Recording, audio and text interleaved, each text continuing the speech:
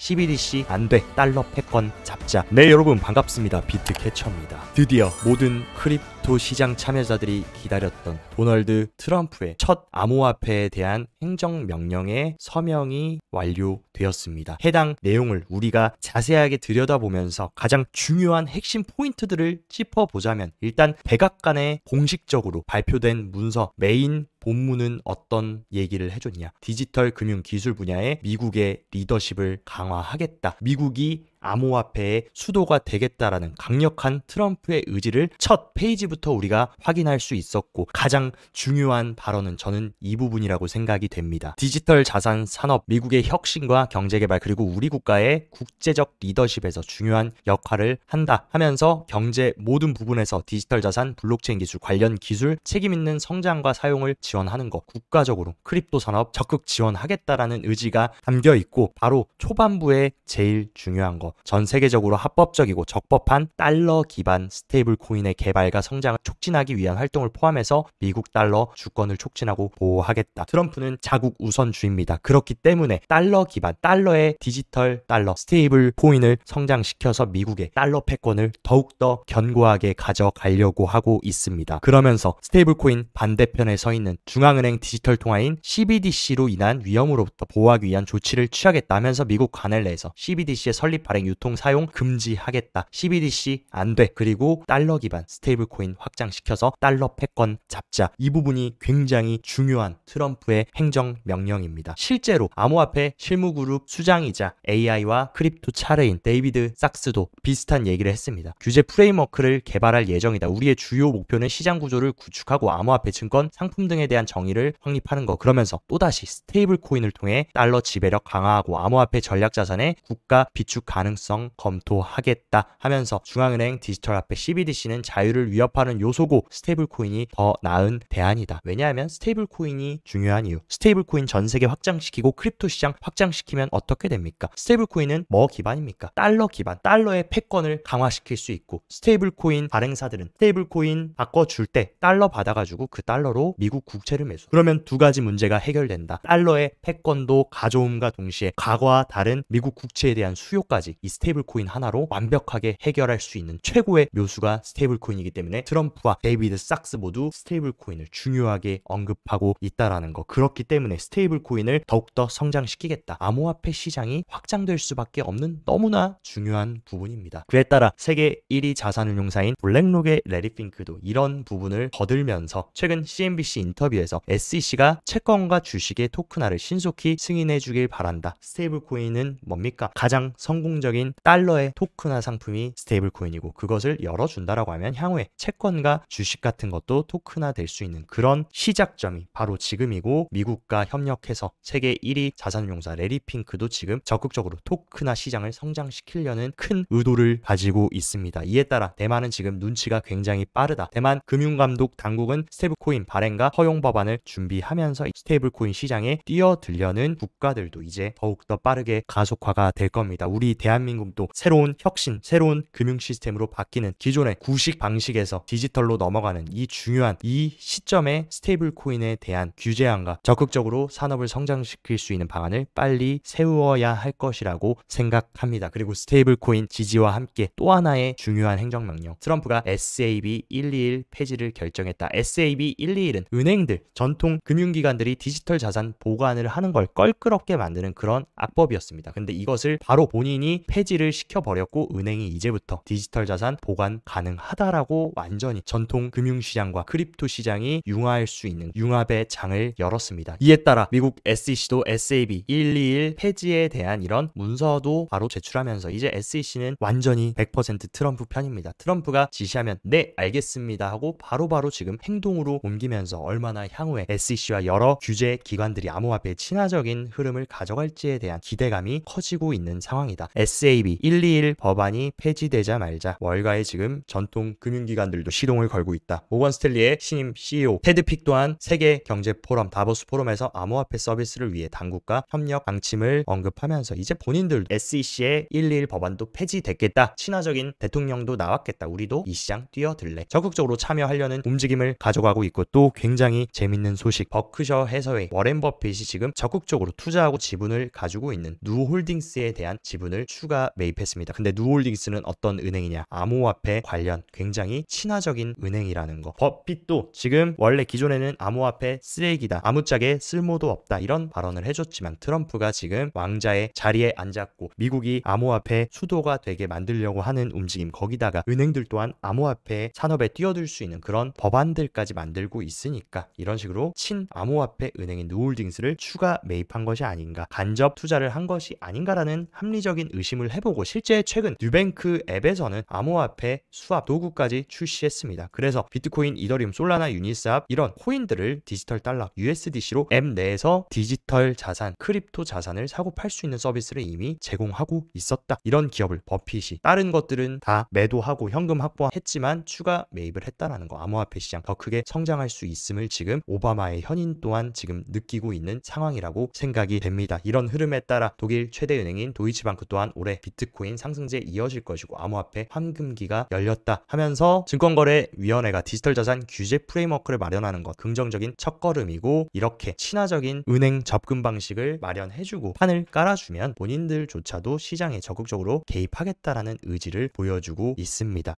그리고 또 한 가지 우리가 중요하게 봐야 되는 거, 트럼프는 이번 행정명령에서 미국 역사상 최초의 가상자산 자문위원회를 출범했습니다. 근데 이 자문위원회 실무그룹의 수장이 AI와 크립토 차린 데이비드 삭스가 위치하고 있고, 여기에는 미국 재무부 장관 그리고 SEC 위원장까지 전부 다 가상자산 시장에 이 산업을 혁진시키고 성장하게 할 수 있는 그런 것들을 추진하는 전문 부서를 만들었다라는 게 중요하고, 이번에 모두가 기다리고 있는 비트코인 전략적 준비 자산 채택 같은 경우도 트럼프가 행정명령에 180일 내에 지금 미국이 압수하고 있는 비트코인 기반 디지털 자산 비축 방안 마련해라. 그래서 지금 6개월 이내에 방금 말씀드린 가상자산 실무그룹은 대통령에게 디지털 자산 및 규제 입법 제안을 담은 보고서를 제출해야 되고, 이것이 제출된다라고 하면 비트코인도 미국에서 전략적 비축 자산으로 채택되는 것은 시간 문제라고 생각됩니다. 그러면 미국이 현재 가지고 있는 20만 개에 달하는 어마어마한 이 비트코인이 미국 최초의 전략적 비트코인 비축 자산으로 선정될 가능성이 굉장히 커질 것이고, 이것이 지금 당장에는 채택된 것은 아닙니다. 데이비드 삭스가 아직 디지털 자산 비축을 진행할지 여부는 결정하지 않았지만 검토해보겠다, 더 연구해보겠다. 근데 제가 봤을 때 이게 빠르게 시행될 수밖에 없는 이유, 이번에 트럼프가 디지털 자산에 관한 상원은행 소위원회 위원장에 비트코인 비축 법안을 발의했던 신시아 루미스 의원을 디지털 자산 소위원회 위원장으로 앉혔다라는 거. 그 얘기는 뒤집어서 얘기하면 뭡니까? 전 바이낸스 CEO 창펑자오도 미국 전략적 비트코인 비축 거의 확정됐다 하면서 신시아 루미스의 트윗을 리트윗했고, 암호화폐가 다시 암호화폐 속도로, 이 엄청난 빠른 속도로 성장하고 움직이고 있다. 전략적 비축 법안 승인 굉장히 빨라질 것을 시사해주고 있습니다. 그리고 또 하나의, 이제 미국의 스탠스가 완전히 바뀌었다라는 걸 알 수 있었던 거, 백악관 크립토 차린 데이비드 삭스는 밈코인과 NFT를 수집품으로 규정했습니다. 과거 비트코인, 이더리움 제외하고는 모두 다 증권이며 밈코인, NFT 할 것 없이 다 증권 상품이다 라고 하면서 싸잡아서 모든 디지털 자산을 증권으로 규정했지만, 크립토 차린 데이비드 삭스는 밈코인, NFT 증권이 아니라 수집품으로 인정한다, 즉 상품으로 인정하겠다라는 그런 스탠스를 보여주고 있습니다. 이제 암호화폐는 더 이상 증권법 시비에 휘말리는 게 아닌 독립적인 상품 자산으로 미국에서 인정받을 확률이 매우 커지고 있습니다. 이런 여러 가지 흐름에 따라서 비트아이즈 CIO 매트 호건 같은 경우에도 가상자산의 행정명령 업계의 역사적인 승리다. 그리고 이번 행정명령은 가상자산을 국가적 최우선순위로 확립하고 새로운 규제와 비전을 제시한다라고 밝혔습니다. 실제 트럼프는 미국 대통령 당선이 되기 전 공약으로 어떤 발언을 했습니까? 미국이 암호화폐 세계의 수도가 될 것이다 라고 했는데 그 말을 지켜나가고 있고, 이번 다보스 세계경제 포럼에서도 청중에게 또다시 같은 얘기를 했습니다. 미국이 암호화폐 세계 수도가 될 것이라는 것을 자신있게 또 한 번 언급하면서 얼마나 본인이 암호화폐의 진심인지를 또다시 전 세계인들 앞에서 어필을 해줬습니다. 여기다 추가로 트럼프는 지금 상황에서 금리 더 내리고 시장 부양해준다. 연준 의장 파월과도 대화해가지고 내가 금리 인하하고 유동성 공급하면서 경제 활성화시키고 확대시키는 거 더욱더 추진하겠다라고 지금 적극적인 유동성에까지 미국의 대통령이 개입하려는 흐름입니다. 이만큼 현재 미국은 모든 부분 산업부터 투자, 연준의 통화정책, 재정정책 모두 이 트럼프 말 한마디에 좌지우지되는 상황이고 트럼프가 어떻게 시장을 바라보는지를 본다면 지금 당장 시즌 종료다, 폭락한다, 게임 끝났다 이런 얘기를 할 때가 아니라 얼마나 이 시장이 커질지에 대한 여러분들이 시나리오를 세우고 계획을 세워야 된다라고 한 번 더 말씀을 드리고 싶습니다. 그리고 오늘 발표됐던 일본의 금리 결정 또한 예측치인 25bp 인상을 그대로 해주면서 시장은 예상대로 일본이 올려줬구나, 생각보다 이미 선반영이 되어 있었기 때문에 큰 충격이 없는 흐름이고, 또 한 가지 재밌는 게 세계 경제의 중요한 부분인 유로존의 지금 PMI 같은 경우도 예측치를 전부 다 상회해주면서 유럽의 경기도 확장되고 있음을 우리한테 시사해주고 있습니다. 오늘 저녁 발표되는 미국의 PMI 또한 경계 확장 국면을 보여준다라고 하면 충분히 시장도 미국의 경제 강하면서 인플레이션은 지금 잘 조절되고 있는 최상의 골디락스 시나리오로 가는 흐름으로 갈 수밖에 없기 때문에 매크로도 지금 웃어주는 상황으로 흘러가고 있습니다. 그리고 이복현 금감원장 같은 경우도 일본의 최근 금리 인상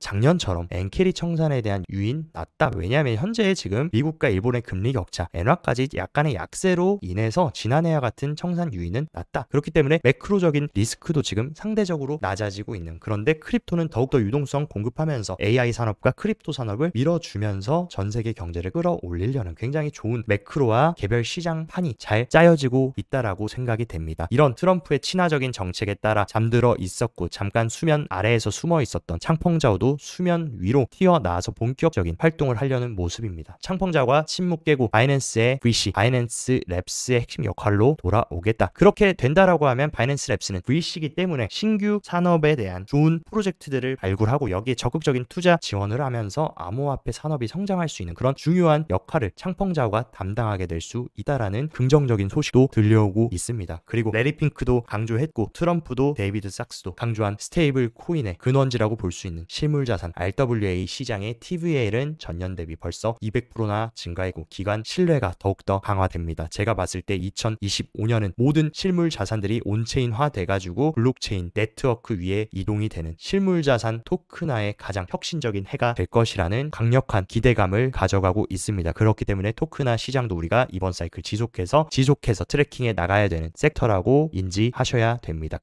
몇 가지 비트코인 온체인 데이터 흐름도 한번 체크를 해보자면 비트코인이 다시금 고개를 들면서 104K, 105K 부근에 위치를 하지만 아직도 지금 실질적인 수요 같은 경우는 바닥에 있습니다. 과거에 단기 사이클 탑 구간에는 이런 식으로 비트코인 수요가 높아진 이후에 단기적인 조정이 나왔지만 지금 자리는 조정이 추가적으로 나오기에는 아직도 수요가 더 들어와야 하며 수요가 더 들어오면 가격이 추가 상승할 수 있는 자리라고 판단됩니다. 그리고 리테일 개인들의 수요 또한 최근 비트코인 흔들기에 따라서 개인 수요는 완전 바닥을 쳤고 과거에도 이런 식으로 개인 수요가 바닥을 쳤던 구간들 언제나 시간이 지나고 나면 굉장히 좋은 바이더딥 저점 매수 구간이었습니다. 지금 자리도 비트코인이 100K 잘 버텨주는데 개인들은 못 버티고 바로 올라가지 않으니까 너도 나도 시장에서 뛰쳐나가고 있는데 이런 자리는 표면적으로 보면 투심이 위축된 구간일 수 있지만 오히려 바이더딥 기회의 구간임을 시사해주고 있습니다. 그럼에도 불구하고 암호화폐 시장의 유동성은 계속해서 공급되고 있다. 암호화폐의 유동성이라고 볼 수 있는 스테이블 코인의 공급이 2,100억 달러를 돌파하면서 지금 모든 스테이블 코인 시총이 또다시 올타임 하이를 갱신하고 계속해서 크립토 시장에는 돈들이 유입되고 들어오고 있다라는 사실, 그리고 1개월 미만의 단기 홀더들이 지금 또다시 완전히 줄어들었습니다. 과거 3월 달에도 1차 불장을 만들고 나서 조정이 나왔을 때 개인 홀더들이 다 팔고 떠났지만 이 구간을 지나고 나니까 비트코인이 또다시 역사적인 신고점을 갱신하면서 100K를 뚫어버렸습니다. 지금 자리도 뭐냐, 단기 홀더가 털려 나가고 있다라는 거, 우리가 줍줍하기 좋은 저평가 구간에 돌입하고 있다라는 것이고 현재 자리에서 가격을 잘 지켜주면서 단기 홀더들이 더 빠져나간다. 잘 매집하면 추후에 더 크게 상승할 수 있는 그런 좋은 자리라는 것을 얘기해주고 있습니다. 그리고 반면에 과거 패턴과 장기 홀더들의 흐름을 체크해보면 언제나 사이클 최고점, 사이클 탑 구간에는 장기 홀더들이 모든 비트코인을 팔고 시장에 털고 나갔을 때가 사이클의 최고점입니다. 근데 지금 자리는 장기 홀더들이 물론 많이 매도를 하긴 했지만 과거 최고점 부분과 비교해서는 훨씬 더 많은 장기 홀더들이 매도를 해야 되고 그러려면 아직은 사이클이 조금 더 남아 남아 있음을 시사해주고 있다. 그리고 알트코인 같은 경우도 알트 시즌 언제 오나요? 알트코인 언제 오르나요? 캐쳐님, 이런 질문 많으신데 저는 그 시기가 점점 가까워지고 있다라고 생각합니다. 알트코인 시즌 인덱스 같은 경우도 최근 비트코인 상승에도 불구하고 알트 시즌은 내리꽂으면서 알트들이 굉장히 큰 저평가 구간에 내려와 있다라는 거. 이 초록색 구간에 언제나 알트코인 시즌 인덱스가 들어왔을 때는 굉장히 좋은 바이더딥 매수 구간이었다라는 사실을 잊으시면 안 됩니다. 지금도 그 구간에 가까워지고 있기 때문에 이 구간에 가까워지면 그때부터는 여러분들이 중장기적으로 살아남을 수 있고 본질이 있는 펀더멘탈이 있는 좋은 알트를 잘 매집하시면 분명히 더 크게 비트코인이 상승하면서 알트로 수급이 들어갈 때 큰 재미를 보실 수 있을 것이라고 생각합니다. 그리고 알트코인 시총 차트라고 볼 수 있는 토탈2와 토탈3 차트 같은 경우도 지금 전형적인 강세 패턴이 불플래그 패턴을 만들어주고 있고 현재 지금 불플래그 상단을 돌파 후 리테스트를 해주고 있는 구간입니다. 이 구간을 잘 지켜준다라고 하면 이번 사이클 모두가 기다리는 엄청난 알트 랠리가 제가 봤을 때 올해 2025년에 무조건적으로 남아 있다라고 생각합니다. 그렇기 때문에 알트에 대한 포트 구성과 알트에 대한 공부도 여러분들이 지속적으로 해나간다면 분명 좋은 기회가 있을 것이라고 생각하고, 현재 지금 비트코인은 100K 위에 안착하고 있고 매물대를 보시면 상단으로는 이렇다 할 저항이 많이 없습니다. 근데 반면 95K부터 99K까지는 어마어마한 지금 매수벽이 하단을 강력하게 지지를 해주고 있다. 만약에 우리가 예측하지 못하는 악재나 블랙스완 이벤트로 단기적인 조정이 나오더라도 이 구간에 굉장히 강력한 지지가 비트코인을 잘 지탱해주고 있다라는 팩트를 여러분들이 아셔야 되고, 단기적인 흐름 체크하기 위해서 파이어 차트도 한번 체크를 해보면 일단 우리가 꼭 체크해야 되는 강력한 상단 매도벽은 110K입니다. 110K 매도벽을 잘 두드려주고 돌파하는 것이 중요할 것으로 보이고, 이 110K를 돌파해줘야 새로운 트럼프 2.0 시대의 불장 랠리가 본격적으로 시작될 것으로 생각됩니다. 그리고 하단에는 말씀드린 대로 100K 부근에 약간의 매수벽이 위치를 하고 있는 만큼 매수벽과 매도벽 위치 잘 체크하셔서 대응하셨으면 좋겠고, 일단 가장 큰 고래인 갈색 고래와 보라고래 모두 다시금 고개를 들면서 매수세에 동참을 해주고 있는 상황. 분명히 지금 고래들도 스멀스멀 눈치를 보면서 시장에 복귀하려는 움직임을 보았을 때 충분히 흐름 나쁘지 않다라고 개인적으로 보고 있습니다. 그리고 비트코인 사이클 저평가와 고평가를 보여주는 60일 가격 하이엔 로우 온체인 데이터 같은 경우도 언제나 이 주황색 구간은 비트코인이 단기적으로 저평가되어 있는 구간을 보여줬습니다. 근데 비트코인이 지금 100K 위에 있는데도 불구하고 이런 시그널이 떴다라는 거, 상대적으로 지금 비트코인은 강세 사이클 내에서 단기 눌림, 단기 바이더딥 구간임을 시사하고 있고, 과거 60일 레인지가 이런 식으로 사이클 탑 구간에는 강력하게 튀어 오르면서 그 이후에 시즌이 종료됐던 것을 알 수 있습니다. 하지만 지금 60일 레인지 같은 경우는 이런 식으로 굉장히 약세 구간에 들어와 있다라는 거, 비트코인 사이클 내에 단기적인 일시적인 쉬어가는 구간일 뿐 강세 사이클은 지속되고 굉장히 좋은 눌림목 자리라는 것을 시사하고 있습니다. 그리고 굉장히 좋은 저평가 고평가를 알 수 있는 메이어 멀티플 같은 경우도 언제나 사이클 탑 과열 구간에는 메이어 멀티플이 노란색 기준선을 상단 돌파한 이후에 사이클이 종료된 패턴을 보여줬습니다. 하지만 지금 자리에는 너무나 저평가 구간도 고평가 구간도 아닌 중립 구간에 위치하고 있고, 그렇다라는 것은 아직 우리가 사이클 내에서 상승할 갈 길이 남았다라는 거, 마지막 피날레 최종 사이클 탑 구간까지는 시간이 남아 있음을 시사합니다. 그렇기 때문에 여러분들이 꼭 아셔야 되는 거, 언제나 비트코인 투자자들은 이때도